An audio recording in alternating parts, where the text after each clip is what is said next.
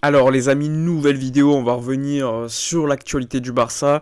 Vous avez vu hier matin, Laporta a confirmé Ronald Koeman à la surprise de tout le monde, puisqu'on pensait que Ronald Koeman allait bien partir. La direction cherchait déjà un remplaçant. Finalement, il a été confirmé par surprise, en disant qu'il fallait faire confiance à Koeman et lui donner une petite marge pour régler la situation, qu'il fallait attendre que les joueurs blessés reviennent, etc. etc. Finalement, ça, c'est vraiment une nouvelle preuve, à mon avis, que la direction au niveau finance n'est pas dans une situation confortable. Parce que, je le rappelle, le départ de Ronald Koeman, ça coûterait 12 millions d'euros au Barça. Et aujourd'hui, c'est compliqué, surtout qu'il faut trouver un remplaçant et le payer. Et ça ferait encore des dépenses supplémentaires. Aujourd'hui, vous le savez, Ronald Koeman, pour moi, n'est pas le coach pour le Barça. Il ne peut pas faire mieux. En plus de ça, l'effectif n'est pas bon. Mais je pense qu'un autre coach pourrait faire mieux, pourrait quand même apporter des choses positives au niveau du travail de l'animation, etc. etc. Aujourd'hui, c'est plus le cas et on l'a vu lors du match contre l'Atlético Madrid le soir, hier soir, une défaite 2-0. La première mi-temps me paraissait au niveau de l'intensité, au niveau du placement, plutôt intéressante, mais malheureusement, il a fallu de 2-3 actions où la défense a été aspirée, où le milieu de terrain n'a pas été bon. Alors, pour moi, il faut faire quand même un focus pour ce match sur deux joueurs, Busquets et Oscar Mingueza. Busquets, pourquoi ? Busquets, c'est un joueur, vous le savez, lorsqu'il est en situation de pouvoir être très haut sur le terrain, que l'équipe est très haut, qu'en face, les qualités individuelles ne sont pas fous, eh bien, Busquets sera très intéressant. Parce qu'en plus de cela, il va courir vers ses buts très peu de fois dans le match. Mais quand tu affrontes une équipe comme l'Atlético, comme le Bayern et d'autres équipes très bien construites, eh bien, Busquets va courir souvent vers ses buts. Et vous le savez, Busquets n'a plus les cannes, il ne peut plus courir. Et à chaque fois, systématiquement, il laisse beaucoup d'espace derrière lui. Et quand Busquets laisse beaucoup d'espace, eh bien, on est en difficulté parce que ensuite, tu as un défenseur qui se demande est-ce qu'il doit sortir sur l'attaquant qui arrive ou rester pour défendre sur un autre attaquant. Et souvent, le Barça n'arrive pas à défendre ces situations et à la fin, ça fait but. Sur le premier but hier, le principal fautif pour moi, déjà, c'est le placement de toute l'équipe sur la perte de balle. On perd une balle assez bêtement. Et lorsqu'on perd la balle, l'équipe est très mal placée. On voit un Busquets qui fait un semblant de pressing, mais qui laisse un espace énorme au milieu de terrain. Et l'attaquant fait une passe par là, et ensuite tu as Mingueza qui est aspiré, ensuite tu as Araujo qui est aspiré par le fait que Mingueza soit aspiré, et donc ça laisse tellement d'espace, et tu as un Piqué qui est perdu, Piqué qui ne sait pas quoi faire, Piqué qui ne sait pas où se placer, il ne sait pas s'il faut remonter le bloc ou défendre en reculant, et vous le savez maintenant, Piqué ne monte plus. Piqué, c'est un joueur limite qui fait que défendre en courant vers son but, et ça c'est super préjudiciable. Il l'a fait 2 fois hier et 2 fois on s'est pris un but contre le but de c'était qui le premier but, Thomas Lemar. Eh bien tu as Piqué qui ne monte pas, qui laisse l'attaquant, il me semble que c'est Joao Félix et Luis Suarez combinés. Suarez fait une belle passe, et ensuite tu as un espace que Piqué n'a pas comblé, et donc Thomas Lemar a trop de temps pour pouvoir ajuster et marquer le premier but. Ensuite, le second but, c'est un petit peu pareil. Tu as une contre-attaque, beaucoup trop d'espace, Busquets qui est aspiré, Araujo aspiré, Mingueza aspiré, c'est un petit peu les mêmes buts. Et cette fois-ci, tu as Suarez qui prend son temps et qui ajuste Ter Stegen qui, à mon avis, aurait pu faire mieux sur ce but. Donc, 2 buts similaires, mais on aurait pu en prendre un troisième. À un moment donné, tu as Suarez qui rate. Mais c'était un peu la même action. C'est-à-dire une passe pour Félix qui se retourne, qui fait une passe à un autre attaquant, qui la met à Suarez. Et Suarez a beaucoup d'espace, beaucoup de temps. Et cette fois-ci, ça passe juste à côté. Mais en gros, l'Atlético Madrid a su profiter des problèmes défensifs du Barça. Donc, vous savez, il y a un gros problème défensif au Barça, qui sont quand même, à mon avis, la responsabilité de ces problèmes, c'est pour Busquets, c'est pour Piqué, c'est pour Araujo, c'est pour Mingueza. Mais je pense que des joueurs comme Piqué et Busquets sont encore plus responsables, parce que je pense que c'est par leur placement, par leur manque de conditions physiques, par rapport à ce qu'ils connaissait à l'époque, eh bien ils mettent en difficulté systématiquement l'équipe. Un joueur comme Araujo, qui est pour moi le meilleur défenseur cette saison du côté du Barça, aujourd'hui a été mis en difficulté parce qu'il ne savait pas où défendre. Il était systématiquement mal placé, mais c'est pas que de son fait, c'est également parce que l'équipe ne savait pas défendre. Et même Araujo, qui sait très bien défendre, était d'une certaine manière exposé et être en difficulté. Évidemment, João Félix tu as mis la misère sur certaines actions, on le voyait, mais je pense qu'un Araujo, s'il avait été mieux entouré, en tout cas par un meilleur défenseur à côté, il aurait peut-être mieux défendu sur certaines séquences. Après avoir parlé de la défense, il faut également parler de l'attaque.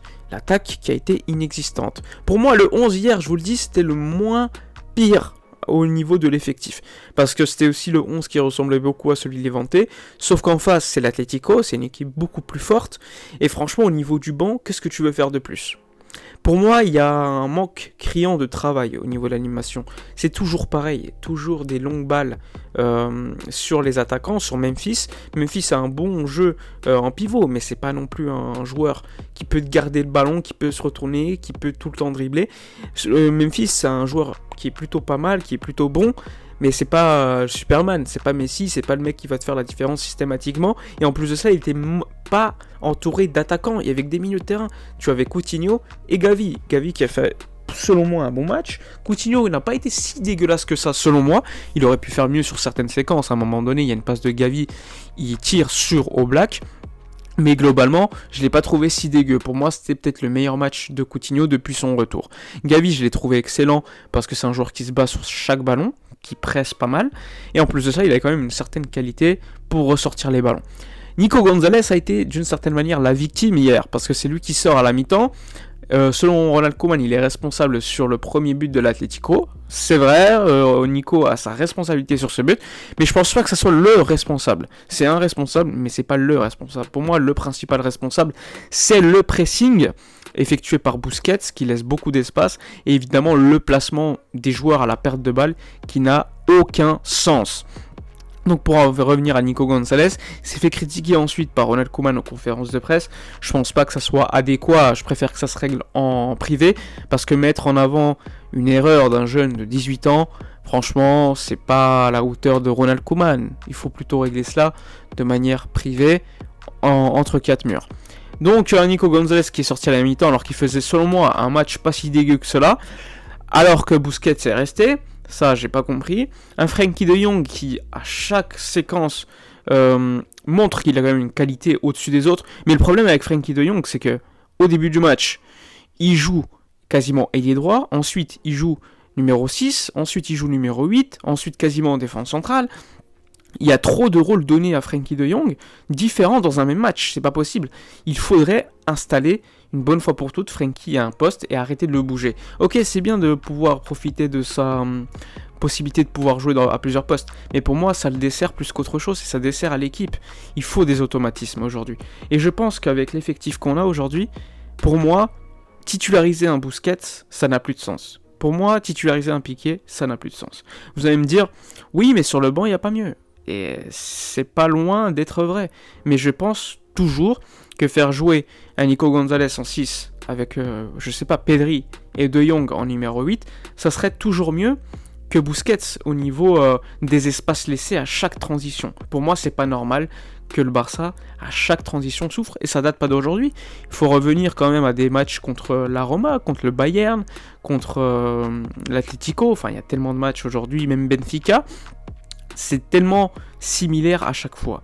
Ensuite, pour moi, Piqué n'a plus également ce niveau pour jouer au Barça. Et pour moi, Piqué, aujourd'hui, est en pré-retraite. Mais qui mettra sa place ? Pour moi, je tenterai une chose, c'est remettre Mingueza en défense centrale, puisque Eric Garcia, aujourd'hui, bien que c'est un bon relanceur, défensivement, est tout le temps en difficulté.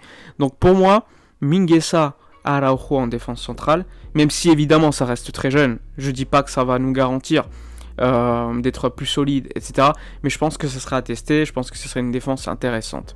Ensuite, sur les côtés, il faut replacer une bonne fois pour toutes Dest à droite et Jordi Alba à gauche qui va revenir de blessure. Et ensuite, installer des automatismes, ne pas changer systématiquement de 11, puisque maintenant le Barça a une équipe jeune, le Barça n'a pas non plus un joueur qui peut te faire la différence à chaque match, il faut quand même installer un semblant de jeu, une animation offensive, des automatismes, et aujourd'hui quand tu changes de 11 de dispositif à chaque match, pour moi ça dessert plus l'équipe qu'autre chose. Il faut pas quand même oublier que c'est des jeunes joueurs, c'est des jeunes, c'est pas non plus des vétérans qui savent changer à chaque fois de dispositif, etc.